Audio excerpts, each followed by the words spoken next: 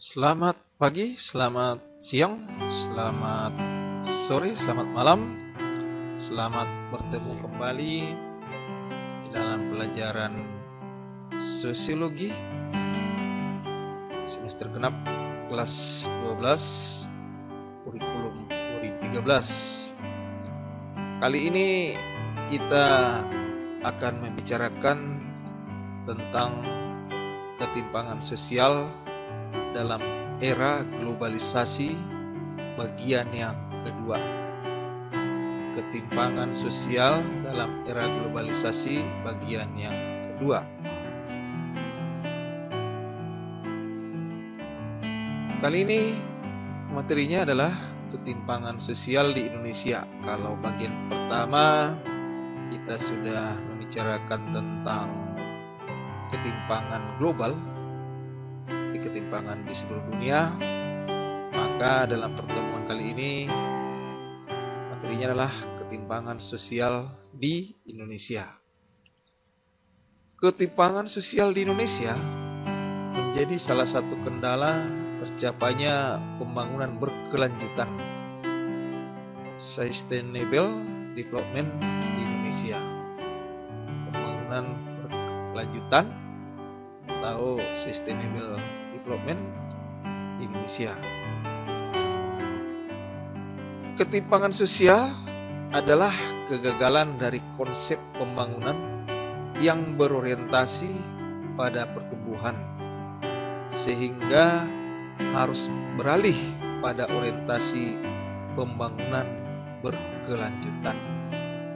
Jadi kalau pembangunan itu hanya berorientasi pada pertumbuhan, maka terjadi ketimpangan sosial.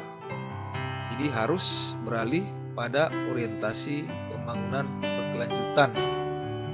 Kalau orientasi pertumbuhan itu lebih cenderung melihat hasil secara global, berapa persen misalnya tingkat pertumbuhan perekonomian di Indonesia setiap tahunnya, itu tidak menyelesaikan masalah, tapi justru menimbulkan ketimpangan sosial.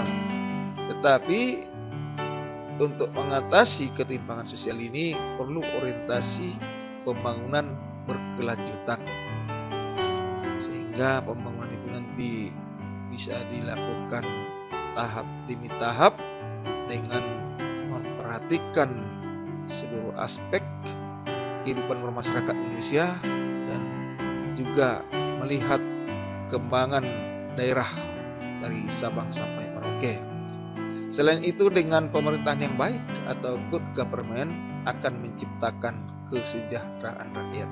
Sudah pasti kalau pemerintah melakukan tindakan-tindakan yang mendukung kepada kemajuan masyarakat, akan menciptakan kesejahteraan rakyat.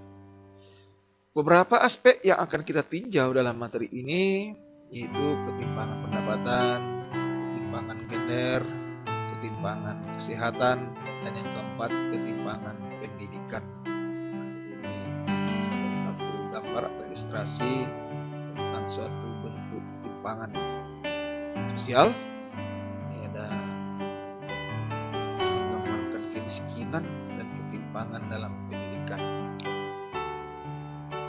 Kita bahas satu persatu. Ketimpangan pendapatan.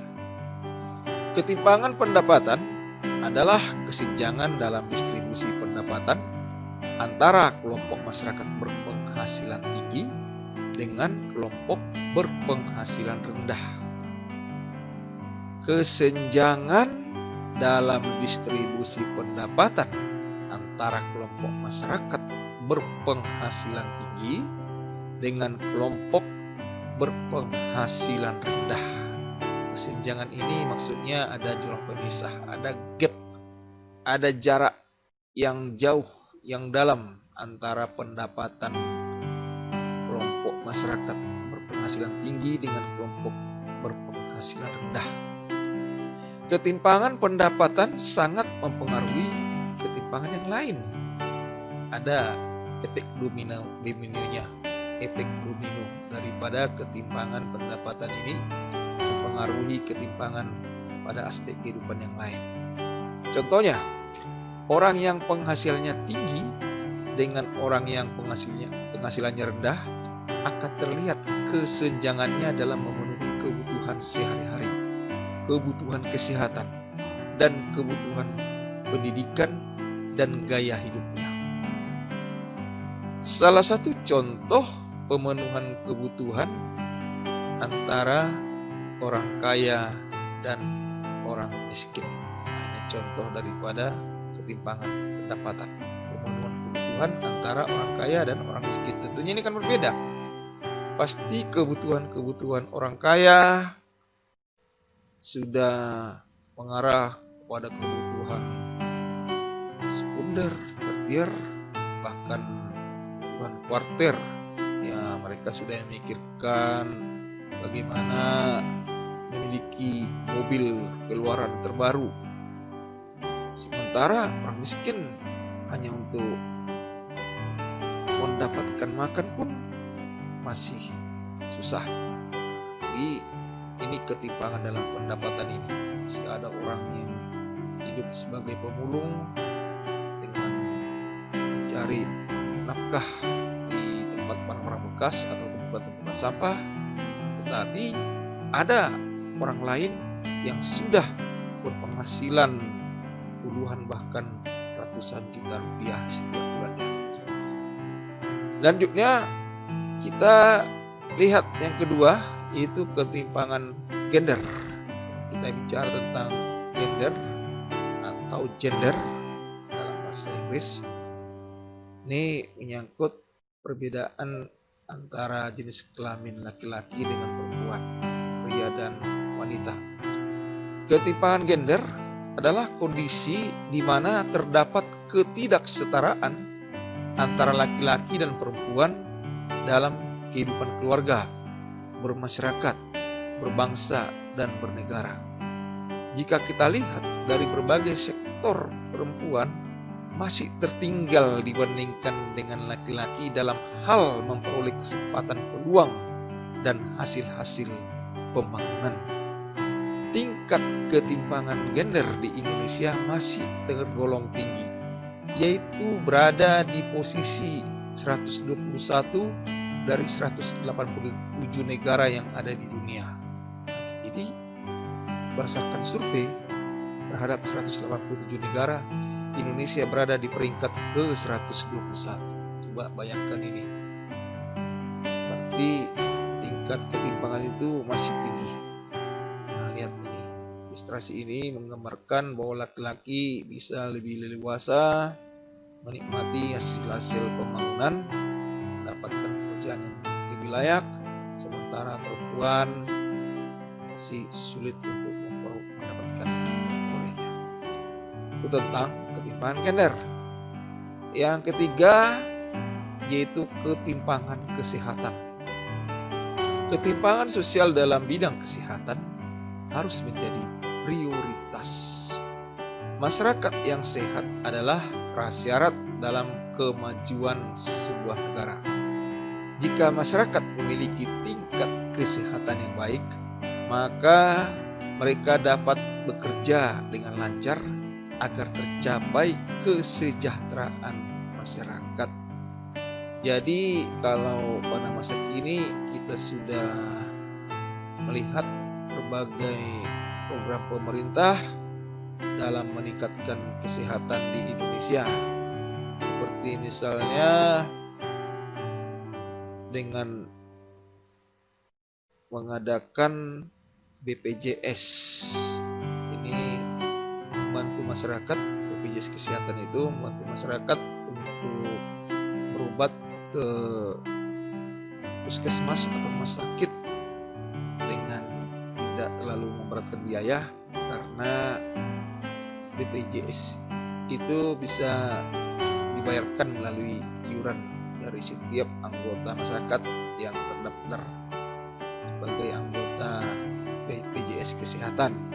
Demikian juga pemerintah juga untuk masyarakat miskin, pemerintah telah menerbitkan ataupun mengadakan KIS, Kartu Indonesia Sehat, yang diperuntukkan bagi masyarakat miskin yang kurang mampu, sehingga dengan memperoleh kartu KIS tersebut dapat berobat secara gratis berbagai pelayanan kesehatan seperti puskesmas atau rumah sakit. Lalu apa yang menjadi penyebab ketimpangan sosial dalam bidang kesehatan ini? Yaitu yang pertama, sempitnya pemahaman kesehatan baik di pemerintahan maupun di masyarakat. Jadi banyak anggota masyarakat yang kurang memahami tentang pentingnya kesehatan. Sebaliknya ada dari unsur-unsur pemerintahan daerah ataupun staf-staf dan pemerintahan kurang mempedulikan tentang kesehatan masyarakat ini.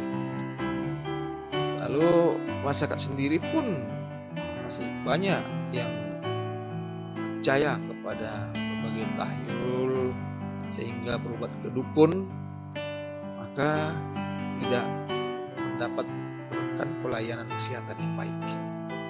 Lalu yang kedua, itu kurangnya pembinaan terhadap posyandu. Posyandu ini adalah pos pelayanan terpadu untuk kesehatan. Pos pelayanan terpadu untuk kesehatan kurang pembinaan, sehingga posyandu itu jalan di tempat, ada tetapi kurang menunjukkan keberadaannya. Posyandu itu kurang mengadakan penyuluh-penyuluh kepada masyarakat, sehingga masyarakat tidak mengerti manfaat daripada posyandu itu sendiri. Lalu yang ketiga, tentunya kemiskinan. Ini menjadi masalah terhadap ketimpangan kesehatan ini. Bagaimanapun kesehatan daripada masyarakat miskin sangat rentan terhadap berbagai penyakit dibandingkan dengan orang kaya yang memiliki fasilitas-fasilitas kesehatan yang lebih memadai, kebersihan, dan juga pola makan dan gizi yang lebih teratur. Kemudian yang keempat, yaitu ketimpangan pendidikan. Menurut Nur Royce tahun 2012, perkembangan pendidikan di Indonesia masih stagnan atau jalan di tempat. Sistem pendidikan yang selalu berubah-ubah dan kebijakan-kebijakan yang membingungkan membuat status pendidikan Indonesia belum juga meningkat. Jadi faktor-faktor yang menjadi penyebab ketimpangan pendidikan Indonesia itu, pertama, proses pembelajaran yang masih konvensional, di mana dalam proses belajar mengajar, murid masih pasif, guru yang lebih aktif, sehingga siswa itu atau murid-murid itu istilahnya masih dicekoki, disuapin dengan ilmu pengetahuan itu, tidak menggunakan sistem yang mendorong siswa-siswi itu lebih aktif dalam proses pembelajaran. Kemudian yang kedua, lemahnya sistem pendidikan di Indonesia. Ini tadi, yaitu pendidikan yang selalu berubah-ubah dan kebijakan-kebijakan yang membingungkan. Itu dimaksud di sini. Memang sistem pendidikan Indonesia belum konstan, belum stabil, berubah-ubah sistemnya, maka ini juga mengakibatkan terjadinya ketimpangan pendidikan. Lalu sumber daya manusia. Sumber daya manusia termasuklah di sini guru-gurunya yang mengajar. Masih banyak di daerah-daerah terpencil guru-guru yang tidak seharusnya mengajar karena tidak latar belakangi dengan pendidikan mengajar, tetapi diberdayakan untuk mengajar. Contoh. Lalu yang berikutnya adalah infrastruktur. Kita lihat seperti ilustrasi ini, pemberian di sini. Ini sekolah dengan gedung-gedung yang bertingkat dan tentunya fasilitasnya yang lebih lengkap dibandingkan dengan sekolah-sekolah yang ada di daerah-daerah dan di pelosok-pelosok atau daerah pinggiran yang masih sangat sederhana ini kesenjangan. Kemudian juga dengan sistem belajar mengajar yang di sini sudah menggunakan peralatan-peralatan yang lebih modern, canggih, sementara di sini masih sangat sederhana sekali. Demikian tentang ketimpangan pendidikan. Ini masih banyak yang terjadi di Indonesia.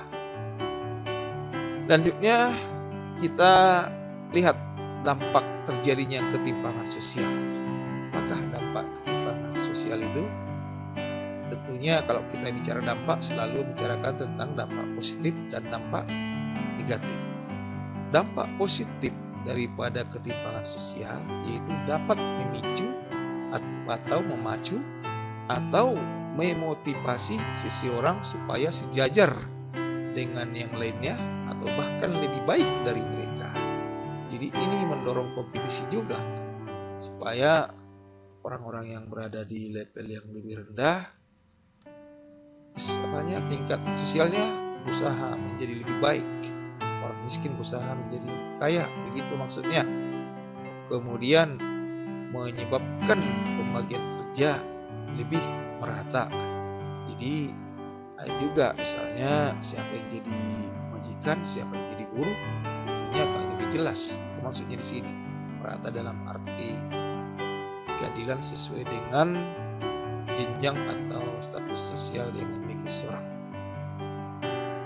Tapi tentunya ada juga dampak negatif daripada ketimpangan sosial, dan kecenderungan masyarakat atau kecenderungan kita adalah melihat dari segi ini dampak negatif daripada ketimpangan sosial itu, yaitu saat orang yang berpendapatan rendah semakin banyak dan jaraknya dengan orang berpendapatan tinggi semakin jauh, maka akan terjadi kecemburuan sosial, menimbulkan masalah kejahteraan sosial seperti kemiskinan, keterlantaran, dan ketertinggalan. Nah, ini. Jadi ada kemiskinan, penelantaran anak dan lansia, dan keterpencilan ataupun ketertinggalan. Ini dampak negatif daripada ketimpangan sosial. Ya. Jadi di samping ada kecemburuan sosial, akan menyebabkan terjadinya kemiskinan, penelantaran anak dan lansia, dan juga keterpencilan ataupun ketertinggalan. Kita bahas satu persatu. Kemiskinan. Kemiskinan menjadi fenomena sosial yang harus diperhatikan secara serius oleh pemerintah maupun oleh masyarakat. Orang yang termasuk dalam kategori miskin yaitu mereka yang tidak mampu memenuhi kebutuhan dasar manusia seperti pangan, sandang, rumahan, pendidikan, kesehatan, dan interaksi sosial. Nah, ini tidak mampu dipenuhi. Jumlah penduduk miskin Indonesia tahun 2013 berjumlah 28,7 juta jiwa. Ini tahun 2013. Jadi pada masa kini mungkin angka ini sudah ada perubahan.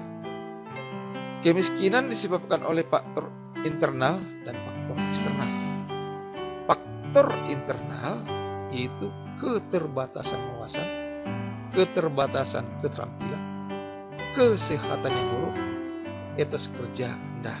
Ini faktor internal, faktor yang dari dalam masyarakat sendiri. Itu terbatasnya wawasan, mungkin karena kurang pendidikan, keterbatasan keterampilan, tidak memahami berbagai pekerjaan atau kurang memiliki keahlian, kemudian kesehatan yang buruk tentunya, dan etos kerja rendah, semangat kerja itu rendah.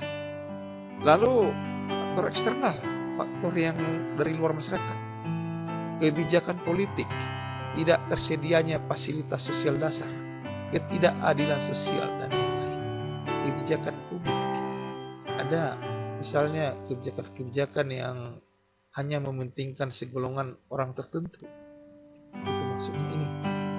Tidak tersedianya fasilitas sosial dasar, tidak ada sekolah, puskesmas, rumah sakit, dan sebagainya. Ketidakadilan sosial seperti kita bicara tentang masalah gender, bahwa perempuan itu lebih dinomorduakan misalnya. Nah, ini juga menyebabkan banyak perempuan miskin. juga hak-hak daripada orang kaya dan orang miskin itu dibeda-bedakan, juga buatkan terjadinya kemiskinan. Yang kaya makin kaya, yang miskin makin miskin.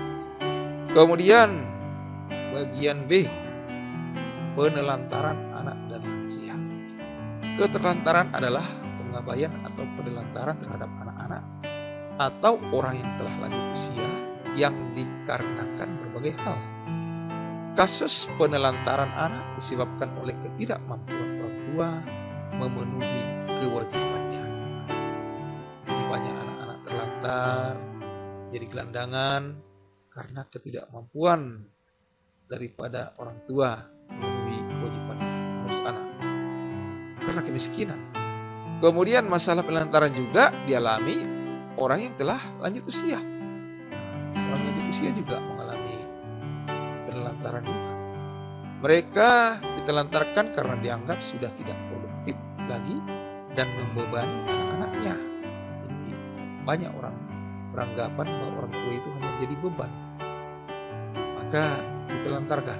Oleh karena itu pemerintah diharapkan meningkatkan pelayanan sosial bagi para lansia agar mereka dapat hidup bahagia. Jadi pemerintah perlu meningkatkan pelayanan sosial bagi para lansia ini, supaya mereka ini bisa hidup lebih bahagia. Lalu dampak yang berikutnya, dampak negatif ketimpangan itu, bagian C, yaitu keterpencilan atau ketertinggalan. Suku yang terisolasi dapat menjadi terasing dan berakibat tertinggal. Terisolasi berarti tidak mudah dijangkau daerah tempat tinggal mereka. Mereka berada di tengah hutan mungkin atau di pegunungan, sehingga mereka menjadi terpencil dan terasing. Yang menyebabkan masyarakat terisolasi bukan hanya suku yang memang ingin mengasingkan diri, tetapi juga diakibatkan oleh kondisi alam yang sulit dijangkau. Ya, kondisi alam karena berada di hutan, berada di gunungan, sehingga menjadi terasing, atau berada di pulau-pulau yang pencil mereka tinggal. Dan memang ada suku itu mengasingkan diri, ada yang mengasingkan diri. Contoh suku Badui misalnya di Indonesia, itu tidak banyak jumlahnya. Yang terbanyak adalah karena kondisi alam yang sulit. Jadi hal ini banyak dialami oleh komunitas adat terpencil yang ada di Indonesia. Seperti ini, masyarakat suku Bumbung di Jambi, Sumatera. Karena isolasi geografis, banyak kelompok masyarakat belum tersentuh pembangunan. Jadi masih banyak masyarakat di Indonesia ini belum tersentuh pembangunan, belum ada akses jalan yang memadai sehingga tidak mudah mencapai mereka, tidak ada sekolah, tidak ada puskesmas, kemudian hasil-hasil daripada pembangunan mereka, tempat tani mereka hanya untuk konsumsi sendiri, belum bisa dipasarkan ke kota-kota. Inilah dampak daripada kesenjangan hidup. Jadi kalau kita ambil kesimpulan bahwa ketimpangan di Indonesia itu masih tergolong tinggi, masih banyak suku-suku bangsa yang terasing, masih banyak masyarakat miskin, kemudian perempuan juga masih banyak yang dinomorduakan, sehingga menimbulkan ketimpangan gender antara laki-laki dengan perempuan. Ya, demikian pembahasan kita pada pertemuan kali ini. Semoga apa yang disampaikan bermanfaat, khususnya bagi anak didik SMA kelas 12. Sekian dan